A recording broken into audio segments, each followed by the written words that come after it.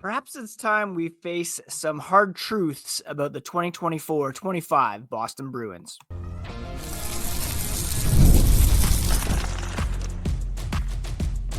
You're Locked On Bruins, your daily podcast on the Boston Bruins. Part of the Locked On Podcast Network, your team every day.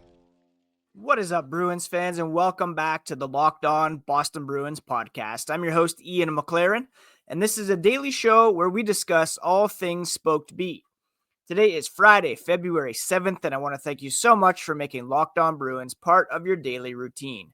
Free and available on your favorite podcast app and on YouTube, and it's part of the Locked On Podcast Network, your team every day. And today's episode is brought to you by Gametime. Download the Gametime app, create an account, and use code LOCKEDONNHL for $20 off your first purchase. On today's episode, we are going to look at some hard truths about these Boston Bruins and kind of the fact that it's already been decided on the ice where these Bruins should go prior to the trade deadline. And we're talking retool, not adding. Don Sweeney, if you're listening, it's pretty obvious, but let's go through the numbers. We'll also preview tomorrow's game against Vegas and discuss what's coming up over the next couple of weeks as we head into the Four Nations face-off break. Now, before we get into all that, a quick reminder, you can find the podcast on social media at Locked NHL Bruins, and you can find me, my hockey thoughts, dad jokes at Ian C. McLaren. All right, now let's discuss what these Bruins are here at this point in the NHL season. We are looking at a team that has more losses than wins. Yes, they have an above 500 record, but in the NHL today, you are rewarded for losing by picking up a point in an overtime or shootout loss. The Bruins have won 27 games. They've lost 23 in regulation and another 6 in overtime or the shootout. So that's 27 wins, 29 losses. 20 of those wins have come in regulation. And again, overall, right now they have a point percentage of 53.6. That means they've played 56 games. So that's 112 points that have been on the table. They've earned 60 of those, 6 of which have come in losses. And therefore, they've accumulated 53.6% of all available points. That puts them near the bottom of the Eastern Conference. Only the Rangers, the Canadiens, Penguins, Flyers, and Sabres have worse point percentages than the Boston Bruins this season. Then if you look at another key stat, which is goal differential, I've said it so many times on the podcast that hockey is a fairly simple game. You want to score more goals than the opposition on a regular basis. Right now, Boston's goal differential is minus 24. They've scored 154 goals. They've allowed 178 goals. Minus 24 goal differential. Only the Canadiens at minus 25. The Flyers at minus 31 and the Penguins at minus 37 have worse goal differentials than the Bruins in the Eastern Conference. If we look at goals for per game, the Bruins are averaging 2.75 goals per game, which is 25th in the NHL. In terms of goals allowed per game, they are allowing 3.16 goals per game, which is 23rd in the NHL. So average that out, they're around 24th in terms of the difference between goals for and allowed per game. In special teams, things are not great at all. On the power play, they rank 30th with a 14.6% success rate. They've killed a 76% of their penalties against, which is good for 22nd in the NHL. Now, when we look at team stats, you usually look at 5-on-5 play because that's where the majority of the game is played. For the Bruins, though, they have accumulated 602 minutes in penalties, which is tops in the NHL, and they lead the league in an average of 10 minutes and 45 seconds of penalty minutes per game. They have taken a league high 235 penalties. They have also drawn, I should add, second most, 229. Net penalties is still -6, which is 20th. They're just taking way too many penalties, and that has really hurt them so far this season because it takes some of your key players off the ice, a la David Pastrnak, and it overtaxes your penalty killing units. So those are pretty straightforward numbers, and you look at, say, the top 16 teams making the playoffs. Ideally, there is some wiggle room with the way things are set up, but the Bruins are well in the 20s out of 32 teams when it comes to a bunch of those key stats. Now, at 5-on-5, is this just a matter of the Bruins having some bad luck, or are their underlying numbers as discouraging as key stats? Well, right now, in terms of shot attempt differential at 5-on-5, they rank 21st. Regularly out attempted, 48.65% of the shot attempts 5-on-5 during Bruins games have been generated by the Bruins. So they're regularly getting out attempted. In terms of shot differential 5-on-5, they rank 24th. It's 48.39. Scoring chances 5-on-5, the differential is a bit better here for the Boston Bruins. They rank 17th, but still below 50%. High danger chance differential. This one is a bit more in the Bruins' favor, but they still rank 19th, and they're still below 50%. So they're regularly getting out attempted, outshot, out chanced, and out high danger chanced as well. And if you look at their PDO, which is basically looking at their shooting percentage, save percentage at 5-on-5, and the belief is that teams will really average out around an even 100.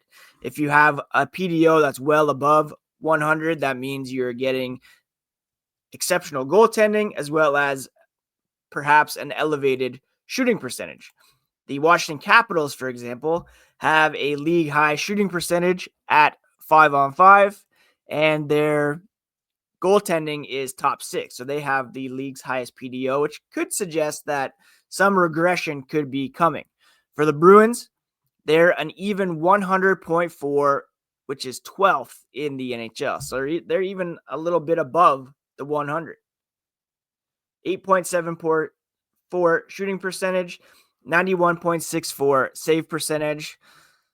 This team just kind of is what it is. And one very telling stat for this team is the fact that they have a shooting percentage of 8.74 at 5-on-5. And if you look at their shooting percentage on the power play, which should be much higher, the top team in the NHL has a shooting percentage of 24.4 on the power play. That's the Winnipeg Jets.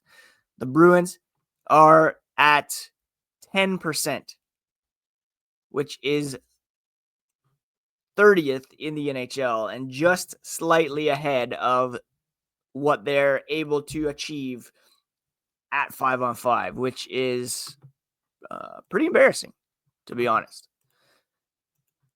Their save percentage on the power play is also ranked 25th, and we saw what happened the other night when they played the Rangers, had a power play opportunity to help put them ahead, and they gave up a goal and ended up losing. That's really been the story of their season so far. Very up and down. And when you look at say money puck, for example, and the chances of them making the playoffs right now is 17.5%. I believe the Athletic is a bit more generous. They have them around 26%, but it's not looking good at all for the Boston Bruins, who remain in the mix in terms of total points. Right now, they're only 1 point out of the second wild card spot, but they've played so many games, 56 to date, which is the most out of any team in the NHL, tied with Philly, New Jersey, Colorado, Florida, and Seattle, meaning that teams that they're chasing or who are chasing them have games in hand. Now, the Bruins do have one game remaining on the docket heading into the Four Nations face-off, and it's a game we'll preview here as the podcast continues.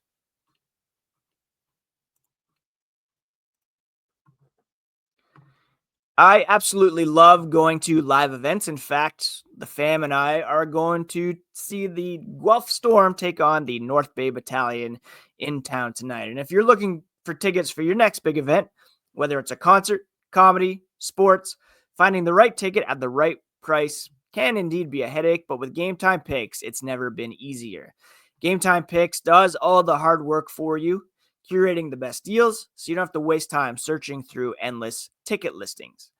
Makes it easy to find the best deals, and the seat view gives you a look at what to expect from your seat when you arrive at the venue. It's also covered with Gametime's lowest price guarantee. If you find a better deal anywhere else, they'll refund 110% of the difference. Take the guesswork out of buying tickets with Gametime. Download the app, create an account, and use code LOCKEDONNHL for $20 off your first purchase. Terms do apply, but again, create an account, redeem code LOCKEDONNHL for $20 off. Download Gametime today for last-minute tickets at the lowest price, guaranteed. The Bruins will host Bruce Cassidy, Jack Eichel, and the Vegas Golden Knights on Saturday afternoon, their final game heading into the Four Nations face-off break. And of course, Bruce Cassidy, 2 head coaches ago for the Bruins, he was fired in favor of Jim Montgomery. Jim Montgomery has already been let go as well. Joe Sacco, interim head coach, was on Cassidy's staff. And it was interesting. The Athletic released a poll the other day, and some players were asked, what coach would you least like to play for? And Cassidy came in at number 2 behind John Tortorella. One player said, that's what I'm hearing from around the league. And another said, I haven't heard too many good things about the Vegas coach, Cassidy. Don't really know him that well, but I haven't heard anything good about him. Cassidy's only a couple of seasons removed from winning a Stanley Cup, of course, and perhaps has a bit of a reputation for not being much of a player's coach. Now, he did appear on the what coach would you most like to play for other than your own coach, but well down the list, getting only 1.89% of the vote. Jim Montgomery, I should add, got 7.55%, while not appearing on the who would you least like to play for list. So very interesting indeed. Anyways, the Bruins, Golden Knights playing tomorrow afternoon, 3:30 p.m. Eastern start. The final game heading into the Four Nations face-off break, one of 14 games on the schedule on a very, very busy day. Now, the Bruins, Golden Knights, of course, have some history with Cassidy, Eichel, having played in the area in college. It's the first of 2 meetings between these 2 teams. They'll face off in Vegas on March 20th. The Golden Knights come in with a record of 32-17-6, and they are, of course, always one of the favorites to compete for the Stanley Cup. They're second in the Pacific this season, 2 points behind the Edmonton Oilers, and they're third in the Western Conference at the moment. They're led in scoring over the past 5 games by Jack Eichel, who's got 4 goals and 5 points. And they also have an unlikely leading goal scorer. While Eichel leads the team in total points with 67, it's Pavel Dorofeyev, who has 22 goals in 55 games so far for this team. I'm benefiting from having grabbed him on my fantasy team. Now, the Golden Knights are coming into this one not exactly red hot. They were on a 4-game losing streak before beating New Jersey last night. 3-4-3 over their past 10. 5-4-1 the Bruins are in their past 10. Their goaltending tandem is made up of Aiden Hill and Ilya Samsonov. Hill with a .900 save percentage, Samsonov at .897. Likely be Jeremy Swayman getting the start. He's coming in at .898. A strong performance could tip him up to .900 for the first time this season. 18-17-4 record. Now the Bruins, of course, David Pastrnak leading the way with 4 goals, 4 assists for 8 points over the past 5 games. And he, along with Eichel, both putting themselves in the mix for Hart Trophy consideration this season. Now, I mentioned the Bruins numbers, 30th on the power play, 22nd on the penalty kill, 25th goals for per game, 23rd in goals allowed per game. The Golden Knights have much better numbers overall, as you would expect, from a team that's second in the Pacific. 27.3% power play, good for 4th in the NHL. Their penalty kill is only 21st, but they have the 5th best goals for per game at 3.27, and they're allowing 2.73 goals per game, which is 8th fewest in the NHL. So this is going to be a very, very tough test for our Boston Bruins and a good measuring stick for this team in terms of any final decisions that need to be made as to whether they should be adding to the mix or retooling. The Athletic, again, they released their trade board this morning, an updated one. Brad Marchand was up there at number 10. Trent Frederick was on that list. Justin Brazeau, the latter two, the most likely to be moved.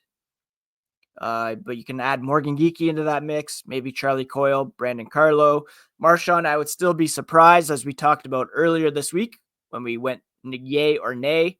I still think there's an appetite on both sides for him to finish his career as a Boston Bruin. But as Elliot Friedman reported last week, if the Bruins continue to fall off, then who knows what could happen?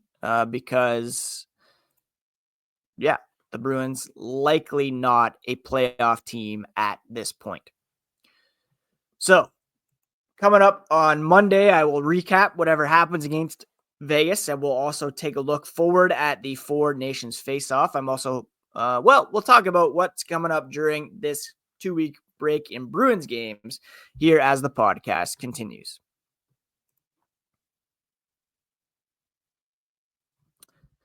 There's a busy slate of games around the NHL on Saturday. There's a couple games on Sunday, Super Bowl Sunday, of course.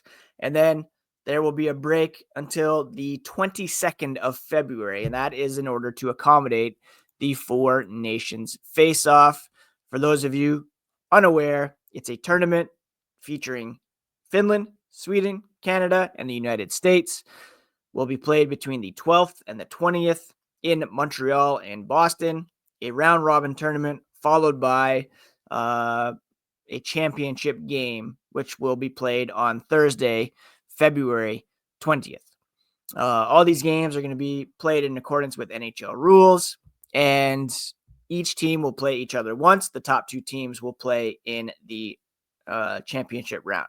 There are, of course, 4 Bruins scheduled to take place, barring any injuries. We have Brad Marchand representing Team Canada. You have Elias Lindholm representing Team Sweden. And you have Charlie McAvoy, Jeremy Swayman on Team USA. So Team Finland, sorry, we're not going to be talking about you very much, but I do plan on still going with the storylines, stats, signals from each of these games as they happen. And of course, focusing on the Bruins and how they are faring in this tournament. It will start with Canada versus Sweden. So Marchand versus Lindholm on the 12th, US versus Finland on the 13th. All four teams will be in action on February 15th. And then the round robin will wrap up on the 17th with the championship being played on the 20th. So here's my hope for this tournament. And we'll talk more about this next week, of course. Brad Marchand, of course, and Team Canada, me being up here in Guelph. That's who I'll be rooting for. But I do hope that Elias Lindholm can hook up with some of his Swedish mates and maybe find his game on the international level. Love to see him score the other night, but still could see another step in his game, of course. I don't expect Jeremy Swayman to play too much with Connor Hellebuck in the mix, as well as Jake Ottinger, but Charlie McAvoy will be a key member of the blue line for Team USA as well. Word is these guys aren't going to be treating these games like all-star games or exhibition games. They're going to go full bore, so it should be very entertaining hockey, to be sure. And I don't love a 2-week break in the NHL season, but hopefully this will add up to some pretty entertaining games. Now, when it comes to the Bruins during this, as has been reported earlier, there is no official trade freeze, but we know that Don Sweeney is the general manager for Team Canada. So his focus will be on this tournament. Does that mean he won't be taking calls from other general managers during the tournament? Not necessarily, but he may not be super focused on his own club during this time, whereas other general managers will have more of an opportunity to sit back and take it all in, see the lay of the land, and perhaps even make some moves. I don't expect a ton of moves per se, because some guys will be on vacation and the like. You don't want to have someone find out they've been traded while they're sitting on the beach in Jamaica or whatever, but it's still very possible that there could be some trades. So over the next couple of weeks, you can expect me to check in on the Four Nations, hopefully have some people on to chat about the Bruins and where they're at coming up, and also just bring you all the latest on the Boston Bruins, because that's what we do here on the Locked On Boston Bruins podcast, part of the Locked On Podcast Network, your team every day. This weekend, I am, again, planning to go to Storm game tonight, taking on North Bay Battalion. I am going to see Dogman with my youngest and my nephew on Saturday. Obviously, checking out the Super Bowl. Hope to finish a book. Also, maybe finish The Agency, which I've been watching on Paramount Plus. Great show. And just trying to chill. And also keep looking for full-time employment, which I've been without for a few months now here. Anyways, that is it for today's episode, my friends. Please do subscribe if you have not already. Check out the Locked On Fantasy Podcast next for all the tips you need to win your weekend. And it's all part of the Locked On Podcast Network, your favorite team every single day. Take care of yourselves, friends. Take care of each other. Have a great weekend. And we'll talk to you again on the next episode of Locked On Boston Bruins.